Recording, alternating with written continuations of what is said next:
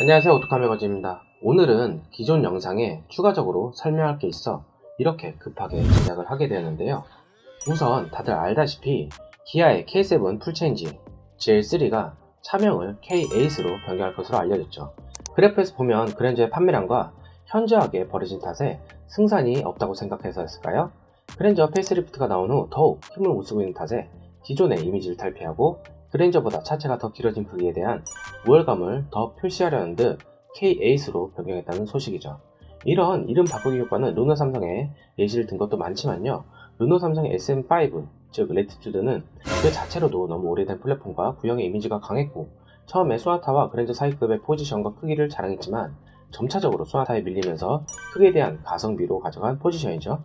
SM7 역시 그랜저보다 작지만 더 좋은 내구성과 재질감으로 마케팅을 앞세웠지만 자랑하던 Vq 엔진조차도 전차 퇴물 엔진으로 분류되면서 가성비와 LP차로 포지셔닝을 변경했기에 탈리스만을 SM6로 새로운 명칭과 차로 나올 수밖에 없었죠. 갤럭시 S 시리즈 같은 경우와 비슷할 것 같네요. 아이폰을 넘겠다는 신념으로 2020년은 다르다 하고 S20으로 명칭을 바꿨지만 코로나의 직격탄을 졸라고 독하구만. 여튼 K7은 그랜저보다 동급이 아닌 반 옥타브 낮은 듯한 포지셔닝으로 인식이 바뀌어버린지라 차체까지 더 크게 키우고 그랜저는 페이스리프트지만 K7은 완전히 새로운 풀체인지 형식 및 GT라인과 고성능 GT의 시작점을 알리는 차량으로 선봉을 서야 하기에 새롭게 명칭을 바꾼 듯 합니다. 안되는 건 안되는 것이라고 안 듯 하죠. 한편으로는 좀 아쉽습니다. 항상 현대의 서자 느낌으로 받아들여지는 듯한 느낌이라 많이 아쉽네요. 실은 이 K8이란 명칭이 생소한 것은 아니죠. 기존에 2016년 상표 등록을 마친 바 있으며 당시 출시를 앞둔 스팅어의 차명으로 사용할 것을 추측들이 쏟아졌지만 스팅어는 후륜 기반의 GT카의 특성을 앞세우고 제이스와 함께 독립된 레이블로 가져가려던 계산으로 따로 쓰였죠. 실제로 그 당시에 스팅어를 K8으로 표기하고 기사를 내는 분들도 많았죠. 하지만 뚜껑을 열어보니 스팅어는 좀 더 휠베이스와 전장을 짧게 가져간 G70에 밀려서 뒷좌석의 공간감이 더 큰 장점이 있었음에도 불구하고 브랜딩 고급화에 실패하며 금방 단종설이 돌았었죠. BMW가 짝수 라인업을 쿠페형 세단식의 GT카 라인으로 가져갔듯이 스팅어의 독립을 뒤로 한 채 K8 GT로 속할 것으로 생각을 했기에 K7이 바뀔 거라고는 개인적으로는 예측을 전혀 못했습니다. 무엇보다도 기아차는 이미 K3, 5, 7 라인으로 이어지는 K7 라인업을 완성하였고요. 세단의 디자인 정석을 보여주면서 성공적으로 시장에 안착을 하였죠. 특히 드라마 아이리스의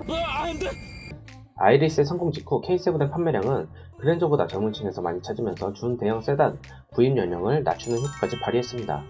K8으로 확정이 된 상황에서 보다 K8 GT와 GT 라인에 대한 계획이 스케치 형식으로 그려지는데요. 싸늘하다.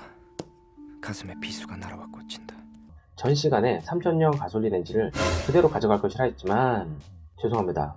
K9이 대형 세단 라인에서 판매량이 너무 고전한 탓에 3.5 가솔린을 선보일 것으로 예측이 되고요.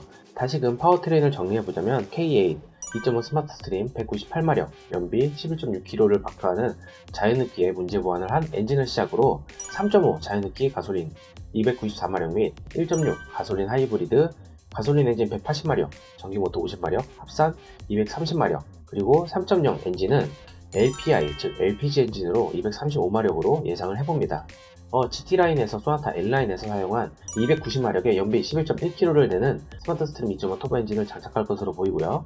K8 GT에는 304마력의 2.5 가솔린 터보 엔진과 373마력의 3.3 가솔린 터보 엔진을 장착할 것으로 예상할 수 있겠네요. 승차감을 중요시하면서 고성능을 내야 하는 세팅값으로 미션은 자동 8단을 가져갈 것으로 보이지만 새로운 시작을 알리는 엠블럼과 새로운 명칭으로 다가온 만큼 GT라인에선 DCT 습식 8단을 가져갈 가능성도 커 보입니다. 예상되는 제어는 기존 K7이 전폭 1870mm, 전장 4995mm, 전고 1470mm, 휠베이스 2855mm를 자랑했지만 새로운 K8은 전폭 약 1890mm에서 1900mm, 전장 약 5020mm에서 5080mm, 전고 1460에서 65mm, 휠베이스 약 2900에서 3000mm로 상당한 크기를 자랑할 것으로 보이고요. K9에 불과 몇 cm 차이가 안 나는 그 정도까지 크기가 늘어질 것 같네요. 실내 레이아웃 또한 바뀔 것으로 예상되면서 늘어난 길이와 휠베이스만큼 후석에 대한 배려가 더 커질 것으로 보입니다. 2열 전동 리클라이닝을 넣을 가능성이 커 보이고요. 물론 옵션과 트림에 따라 다르겠지만 이런 편의 사양을 통하여 K9이 고전하고 있는 대형 세단 시장에서 소비층을 역으로 흡수하려는 움직임이죠. 그렇기 때문에 3.5 엔진을 가져오는 것으로 보여집니다. K7 때 이미지를 벗기 위하여 고급화를 시도할 것이고, 특히 재질감과 소재 및 가죽, 2열의 엔터테인먼트 시스템과 1열의 멀티미디어 제어와 함께하는 커넥티드 시스템을 적용할 것으로 보여지는 거죠. 어느 정도 K9과 포지션을 겹치면서 들어갈 것으로 예상이 됩니다. 기존 이미지를 탈피하면서 새로운 기아의 중심은 K8으로 선정한 듯 하죠. 일전에 새로운 제네시스의 시작을 G80이 알렸듯 말이죠. 이로 인해 가장 애매해진 포지션의 차량이 두 가지가 있는데요. 바로 스팅어와 K9이죠. 특히 K9은 G80과 G90 사이에 위치한 대형 세단임에도 불구하고 가격이 상대적으로 괜찮게 측정되어 정말 많이 팔릴 것으로 예상했지만, 실제적으로는 G80에 밀리는 모습을 보였습니다. 그도 그럴 것이 제네시스란 국내 차량 중에서 유일한 고급화 브랜드가 나왔고, 뉴스나 언론에서 돈 있는 강남 부자들 제네시스를 탄다는 식의 보도를 엄청나게 하는 바람에 졸지에 애매한 신세가 되어버린 거죠. 차는 정말 괜찮은 차인데 말이죠. 게다가 스팅어 역시 제네시스 G70이 스포츠 세단으로 나오면서 동일 플랫폼을 사용했어도 상대적으로 불편하고 좁은 후석에 대한 언급 때문에 더 많이 팔리고 잘 나갈 듯 했지만, 결국 브랜드의 인지도나 상대적으로 포지션을 반강제적으로 낮게 가져간 여론에 떠밀려서 결국 이번 21년형 스팅어 광고는 처음 출시 때 역동성을 강조하는 것이 아닌 오히려 패밀리카로 광고를 했죠. 오히려 아빠들이 SUV는 싫고 세단을 선호하고 패밀리카로 가져가야 하는, 그러면서 즐길 줄 아는 전천후 GT 세단으로 이미지를 탈바꿈을 하였는데, 결국 이 자리마저도 또 K8에 빼앗기게 된다면 입지가 줄어들 수밖에 없는 거죠. 물론 언젠가는 제네시스처럼 훌륭 고성능 차량을 독립 레이블로 내놔야 하는 상황임에 그때는 스팅어라는 이름을 사용할지 안 할지는 모르겠으나, 당장은 GT라인에 집중하고 화력을 넣을 것이기에 아쉬움은 어쩔 수가 없습니다. 여튼 K9은 G80과 K8에도 밀릴 듯한 애매한 포지션을 유지할 것 같은데, 과연 대형 세단의 입지를 어떤 식으로 바꿀 수 있을지, 정상적인 풀 체인지를 통하여 변모할 수 있을지가 궁금해지는 대목이죠. 또한 현대자동차가 정의선 부회장이 회장으로 취임한 후 많은 교통정리를 할 행보를 보이고 있고요. 전에 엘리엇과 주주들의 반대로 인한 순환출자 구조 방식의 회장 취임이 한번 우산을 보인 가운데 다시 한번 도전하여 회장 취임을 한 거라, 미국의 GDI 엔진 및 차량 리콜 분담금까지 선 반영하여 엄청난 판매량을 기록했음에도 3분기 적자 처리로 반영하였죠. 이는 회장 취임 직후에 새롭게 시작하려는 것과 현대 글로비스의 중고차 시장의 진출에 대한 좋은 여론을 가져가려는 듯한 행보입니다. 2020년 3분기 매출액은 코로나19 시대임에도 불구하고 매출액은 전년 동기 대비 2.3% 증가한 27조 5,758억 원을 기록을 했고요. 게다가 글로벌 도매 판매 감소와 원달러 가치가 전년 동기에 비해서 1,193원에서 1,189원으로 상승하는 등 안 좋은 환경에도 불구하고 SUV와 그랜저 및 제네시스의 국내에서 많은 판매량을 기록하였기에 이룰 수 있는 성과였죠. 영업의 비용은 마케팅 비용 감소 및 비용 절감, 원가 절감에도 불구하고요. 엔진 관련 대규모 충당금 설정으로 전년 동기 대비 34.3%나 증가한 5조 4,491억 원을 기록했습니다.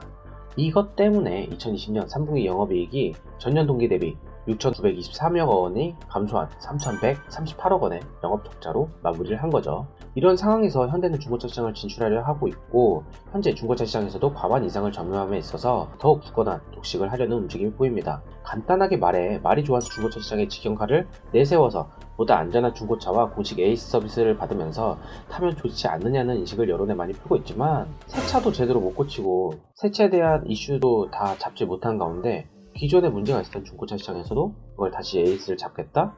솔직히 좀 약간 모순적이긴 해요. 그렇지만 실제적으로 정의선 회장이 대표이사로 있는 현대 글로비스에 대한 순환출자 방식의 현금 유동성 중단과 함께 기존 부품들의 재생산 및 GDI 엔진의 노키 현상이 덜한, 결김이 덜한 엔진들의 자원 순환 등 여러가지 이점이 있기에 키를 쓰고 현재 중고차 시장의 정상 진입을 위한 노력을 하고 있는 것입니다. 왜냐면은 순환출자 방식이 기존의 대우차가 쓰던 방식에 비슷한 행보로 가고 있기에 현금 유동성 자금 확보 및 자원의 재생산 등 여러가지로 신차 시장의 2.5배 이상 되는 중고차 시장은 필연적이죠. 대우와는 다르게 유동성 자금인 현대는 충분하지만 그 돈으로 국내 소비자들이 혜택을 보는 것은 아니니까요. 그렇기 때문에 여러 소리를 내는 매체 중에서 반현기에 대한 매체 두 곳을 선정하여 본보기로 고소를 하였지만, 오히려 이는 그 채널에 힘을 실는 결과를 초래하고 말았죠. 실제적으로는 현대자동차가 어느 여론이나 매체도 신경 쓰지 않고 수입차의 가격 경쟁력의 강화로 인한 현대차의 영향에 대해서는 신경을 안 쓴다고 하지만, 가장 신경 쓰고 있는 부분은 이미지 메이킹과 함께 대내외적 그리고 사내 정치적 문제와 해외 리콜 비용에 국내 이익의 충당 등 여러 가지로 과제가 산적하고 있는 모습이죠. 이런 무거운 얘기를 K8의 출시 예고와 함께 풀어낸다는 점을 양해 바랍니다. Don't even worry about it. 폭스바겐은 더욱 공격적 행보로 앞으로 국내에 출시할 차량에도 가성비가 좋은 차량으로 선보이겠다는 것과 포드 익스플로러 및 특히 링컨의 에비에이터가 상대적으로 너무나 착하게 나온 금액이기에 G80 같은 SUV를 살 바에야 에비에이터를 산다는 식의 여론이 형성되고 있다는 점 또한 현대차가 점차적으로 눈여겨봐야 하는 점이죠. 에비에이터는 미국 현지에서 거의 비슷한 옵션을 맞추고서 선박비용까지 포함해서 국내로 들여오는 값을 할 때 약 150에서 200만원 정도가 오히려 더 싸요. 우리나라에서 출시한 에비에이터가요. 그걸 참고로 알아보시면 될 것 같고요. 다음 시간에 한번 에비에이터와 GV80에 대한 제원 비교 및 금액적인 비교도 하겠습니다. 무조건 국내 차량을 사야 한다는 것이 애국이 아닙니다.